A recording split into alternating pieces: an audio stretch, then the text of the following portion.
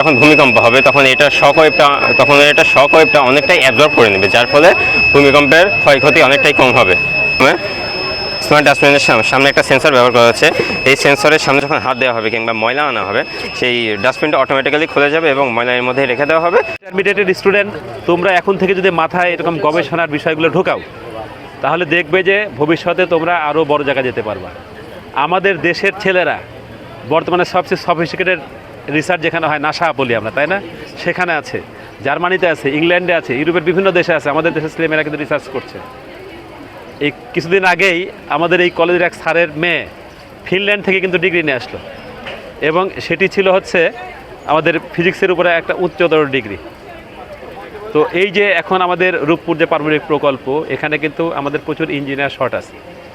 আমাদের এই প্রজেক্টে 3টা সেকশন আছে, সেটা হলো পাওয়ার জেনারেশন সিস্টেম, এনভায়রনমেন্ট সেকশন এবং সেফটি অ্যান্ড সিকিউরিটি সেকশন। তো আমাদের পাওয়ার জেনারেশন যে সিস্টেমটা বা পাওয়ার জেনারেশন যে সেকশনটা আছে, সেখানে আমাদের অন্যতম একটা আকর্ষণ আছে পিজোইলেকট্রিক পাওয়ার জেনারেশন সিস্টেম। এই পিজোইলেকট্রিক পাওয়ার জেনারেশন সিস্টেমে আমরা যখন প্রেশার ক্রিয়েট করব, তখন সেখানে কাইনেটিক এনার্জি জেনারেট হবে এবং কাইনেটিক এনার্জি এখানে আপনি ইলেকট্রিসিটিতে কনভার্ট হবে।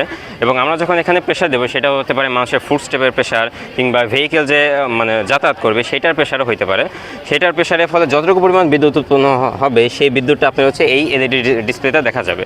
এবং এখানে যতটা পরিমাণে বিদ্যুৎ উৎপন্ন হবে, ততই এটা হচ্ছে আমাদের শহরের জন্য খুবই উপকারী হবে। এবং যে বিদ্যুৎগুলো উৎপন্ন হবে, সেই বিদ্যুৎগুলো এই গ্রিডগুলোতে জমা হবে এবং এর ফলে আমাদের যে সরকারি যে গ্রিডটা আছে, সেই গ্রিডের উপর আমাদের চাপ কম পড়বে, যার ফলে এটা আমাদের পরিবেশের জন্য খুবই উপকারী হইতে যাচ্ছে।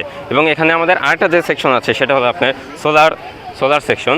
এই সোলার সেকশনে এটা কোনো নর্মাল সোলার সেকশন না, এখানে আমরা রেখেছি হচ্ছে নেক্সট জেনারেশন সোলার সেকশন।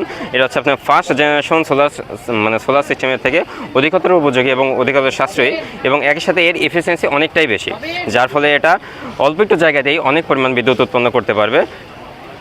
এবং এটা আমাদের যে বাহ্যিক জ্বালানির যে চাহিদা আছে, সেটা অনেকাংশে হ্রাস করবে। যেটা আপনি বলেন যে ডিজিটাল বাংলাদেশের ক্ষেত্রে বা বর্তমানে জ্বালানির যে চাহিদা আছে, সেটার ক্ষেত্রে আপনার অনেকাংশেই বাহ্যিক জ্বালানির উপর চাপটা কমাবে।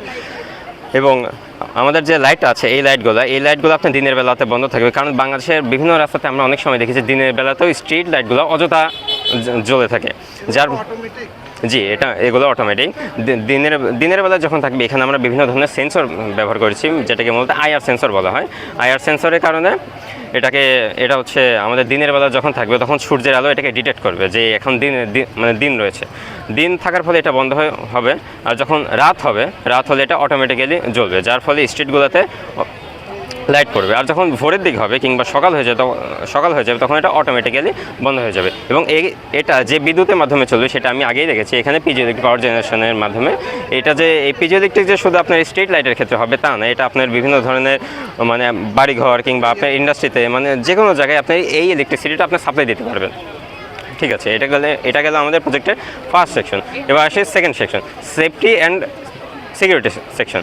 সেফটি অ্যান্ড সিকিউরিটি সেকশনের ক্ষেত্রে আমরা এখানে রেখেছি earthquake resistant building. Earthquake resistant বিল্ডিংয়ের ক্ষেত্রে আমরা এখানে ব্যবহার করছি, দেখুন, বিয়ারিং প্যাড। এই বিয়ারিং প্যাডগুলো এই বিয়ারিং প্যাডগুলো যখন ভূমিকম্প হবে, তখন এটা শক ওয়েভটা অনেকটাই অ্যাবজর্ব করে নেবে, যার ফলে ভূমিকম্পের ক্ষয়ক্ষতি অনেকটাই কম হবে। হসপিটালের ক্ষেত্রে একটা যে সেকশন রাখা হচ্ছে, সেটা হলো ফায়ার ডিটেক্টিং সেক্টর। এখানে আমরা যখন আগুনটা জ্বালাবো, তখন এখানকার আগুনের একটা নির্দিষ্ট মাত্রা এটাকে ডিটেক্ট করে আমাদের যে ফায়ার স্টেশন আছে, ফায়ার স্টেশনে সিগন্যালটা পাঠিয়ে দেবে। সিগন্যালটা পাঠানোর ফলে যে দমকল বাহিনী রয়েছে, সেই দমকল বাহিনী খুব দ্রুত সেই স্পটে গিয়ে এটাকে রেস্কিউ করতে পারবে। কনভেনার সচেতন হবেন, এবং এরা যখন কোনো প্রজেক্ট নেবে, সেই প্রজেক্টগুলো আগে আমাদের এই বিজ্ঞান ক্লাব কমিটি আগে যাচাই করবে যে সেটি আমাদের ইকোনমিক্যালি ভায়াবল হবে কিনা, এবং আমাদের মানুষের কল্যাণে, দেশের কল্যাণে সেটা লাগবে কিনা। এরকম প্রজেক্টই নেওয়া হবে। যেগুলো দেশের কল্যাণে লাগবে না, সেরকম প্রজেক্ট আমরা নিব না। তবে আর্থিক দিক দিয়ে ছাত্রদের কোনো টেনশন নেই, কারণ কলেজ এটি বেয়ার করবে, কেননা বিজ্ঞান ক্লাবের নামে একটি টাকা এখানে স্টুডেন্টদের কাছ থেকে আদায় করা হয়। আমাদের এই মেলাটা এডওয়ার্ড কলেজে বিজ্ঞানের মোট 5টা বিভাগ আছে, উচ্চ মাধ্যমিকের ছাত্রছাত্রীরা আছে। তো বিজ্ঞান বিষয়ে এদের চর্চাটা অনেকটা কমে গেছিলো। এই প্রেক্ষিতে অধ্যক্ষ স্যারের নির্দেশে আমরা একটা উদ্দেশ্য হাতে নেই যে আমরা চাচ্ছি বাচ্চাদেরকে এর সাথে সম্পৃক্ত করার। বর্তমান প্রযুক্তিতে সারা পৃথিবী যেভাবে এগিয়ে যাচ্ছে, আমাদের ছেলেমেয়েরাও তার সাথে তাল মিলিয়ে এগিয়ে চলুক। আর আরেকটি বিষয় আমাদের অধ্যক্ষ স্যারের কথা যে এখানে যেহেতু বাজেট আছে আমাদের, তো বাচ্চাদের পেছনে আমরা সেটা খরচ করতে পারি।